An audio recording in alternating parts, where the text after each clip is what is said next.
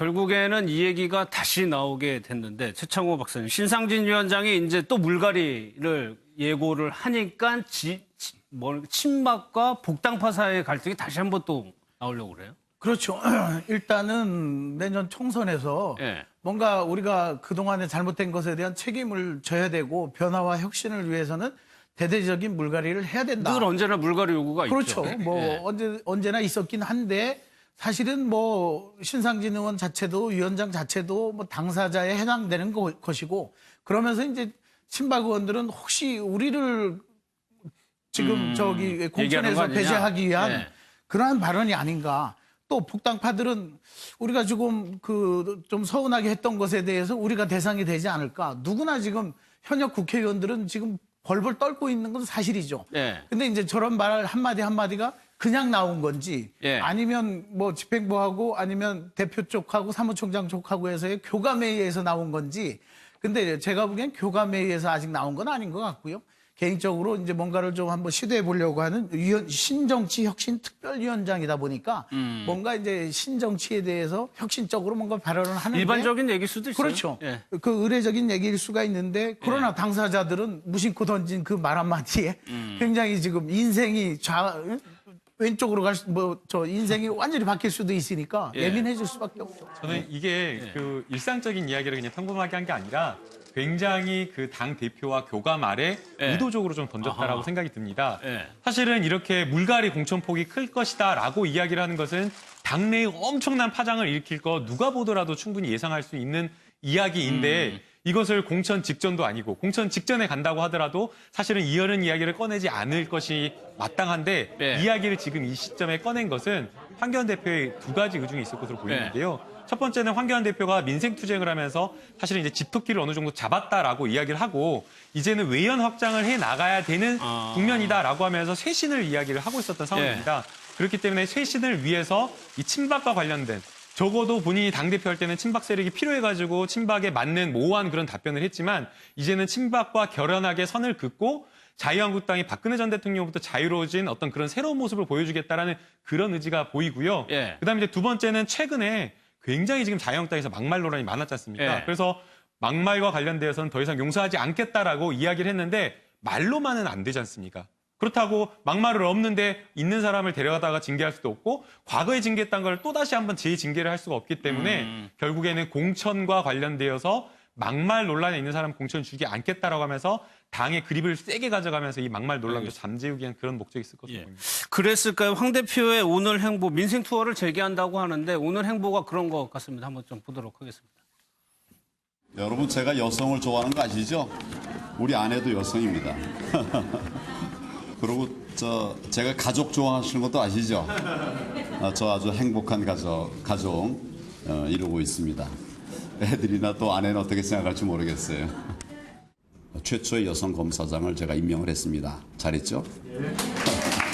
우리 당이 여성 친화 정당이 되는 것이 필요하다. 황고집 같지만 교감할 줄 아는 남자 황교안입니다. 안녕하세요. 대표님께 한 가지 질문 드리고 싶은데요. 혹시 그 공중 화장실에서 소지품 분실해 보신 적 있으신가요? 해보신 적 혹시 분실하진 있으신가요? 않고 화장실에 필요한 화장지가 없을 때가 있었죠. 농담도 이제 섞어가면서요. 최 의원님 볼까요? 여성, 가족, 2040, 기업인. 키워드가 이렇거든요. 일단 이 앞서의 주제 그러니까 그 정치권의 물갈이를 말씀하셨는데 지금 저 민생 행보만 보더라도 여성, 청년이 중요하다는 걸 보여주고 있죠. 그런데 우리나라 국회 의석수를 보면은 여성, 청년의 비중이 굉장히 낮아요. 그렇죠. 그런데 지금 우리가 그 복지 정부를 꾀하면서 복지 재원을 마구 쓰고 있단 말이죠. 그러면은 현재의 사람들은 복지를 받지만 우리 미래의 세대들은 그 부담을 다 짊어져야 되는 거거든요. 그걸 본다면은 저는 앞서 말했듯이 그 국회에서 청년과 여성의 비중이 적은데 정말 물갈이가 필요하다. 특히 청년 세대들이 국회에 많이 들어가서 미래 자신들이 짊어질 이 복지 재원을 이대로 써도 되는가? 이 부분에 대해서 정말 그 고민을 해야 된다고 봅니다. 그래서 예. 지금 마침 여성 청년 주제로 얘기를 하고 있는데 앞으로 국회 의석수에서도 그런 변화가 있기를 바라는데 아까 신상진 예. 의원이 저 말한 것은 정말 좀 부적절하다고 생각을 하고요. 예. 규정과 절차가 당마다 있는 것인데 선거를 앞뒀을 때마다 무슨 뭐 어떤 특정한 의도에 맞춰 가지고 이런 쪽으로 끌고 가겠다 저런 쪽으로 끌고 가겠다 하는 것보다는 당연히 그 규정과 절차에 따라서 중립적으로 하면 되는 거죠. 예. 그런데 신상진 의원이 굳이 그렇게 말한 것은 아마 한교안 대표가 지금 현역 의원들 군기를 좀 잡고 싶지 않았나 그런 의도 때문에 그런 말을 하지 않았나 싶습니다. 알겠습니다. 민주당 내부도 한번 보겠습니다. 김남국 변호사님, 지금 네. 뭐 당원 게시판을 오픈을 했어요. 근데 이재명 지사를 두고 싸우고 있습니까? 네, 이제 그 민주당 당원 그 사이트에 가보시면 아실 네. 텐데 자유 게시판이 한동안 개설이 되어 있지 않은 상황이었습니다. 아. 그래서 이번에 시범으로 운영을 하겠다라고 하면서 이제 당원 게시판을 열었는데요. 예. 이제 그 안에 이제 당원 게시판을 열자 그 안에서 이제 민감했던 좀 이야기가 당원들 사이에 좀 터져 나온 것 같습니다. 그래서 이재명을 반대하는 사람들은 뭐 정과 사범이다, 이재명을 제명하라, 이재명을 지지한 사람도 나가라라는 이런 식의 이야기를 했다라고 하고 있고요. 또 이재명 지지자들은 이재명에 대해서 비난하고 비판하고 나가라라고 하는 사람들은 이 자유한국당이 약간 끈앞풀이다. 예.